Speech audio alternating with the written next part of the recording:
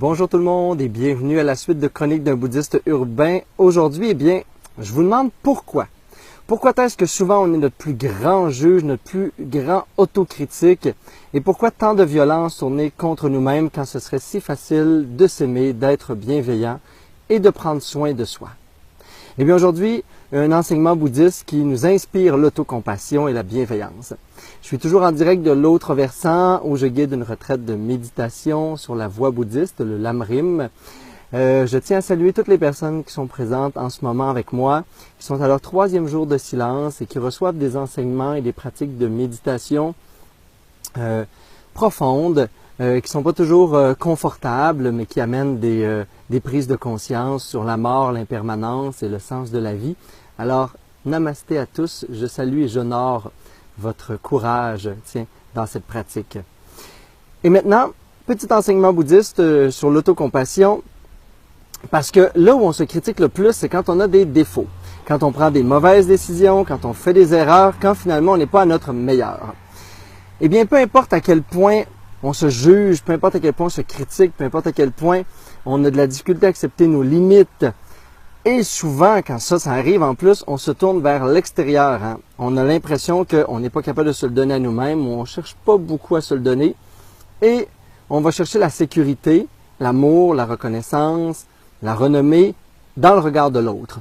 Et là, c'est encore pire, parce que là, parfois, quand on ne l'a pas, on tombe dans le ressentiment, dans la colère, et on est encore moins à notre meilleur. Un enseignement bouddhiste qui est très simple, c'est à chaque fois qu'on a un défaut, à chaque fois qu'on est irrité, qu'on est en colère, qu'on a du repli sur soi, à chaque fois qu'on est dans de l'auto-sabotage, au lieu de se critiquer, au lieu de se condamner, au lieu de se regarder avec jugement, eh bien, il faut apprendre à se regarder comme un être qui souffre. Tout simplement. Pas pour se martyriser, pas pour devenir une victime. Oh non. Juste réaliser qu'en arrière de chacun de nos défauts, de nos imperfections, de ces petits travers, il y a des mécanismes de défense qui tentent de camoufler ou de soulager une souffrance. On ne peut pas être complaisant après ça, mais il faut commencer par de l'autocompassion. Il faut arrêter de se juger, il faut arrêter de se critiquer, il faut arrêter d'être violent envers nous-mêmes à travers des jugements intérieurs. Il faut commencer à prendre soin. À prendre soin quand on fait des erreurs, à prendre soin de nous et à regarder ce qui souffre en dedans, ce qui s'ennuie, ce qui est en perte de sens dans la vie, ce qui est dans la peur, dans l'insécurité, au lieu de regarder le défaut, au lieu de regarder le comportement ou le geste qui était inadéquat qu'on a posé. Et comme ça, on apprend à se pardonner nous-mêmes, comme si on était un père, une mère et on regardait un enfant qui crie, qui hurle, qui a tapé l'autre. Et au lieu de regarder ça, on regarde qu'il a été blessé, il s'est senti trahi, et ainsi de suite.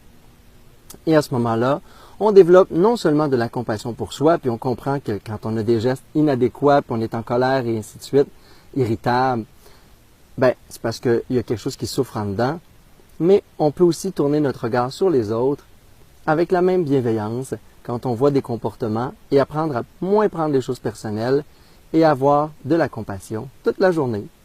Namasté tout le monde, bonne pratique.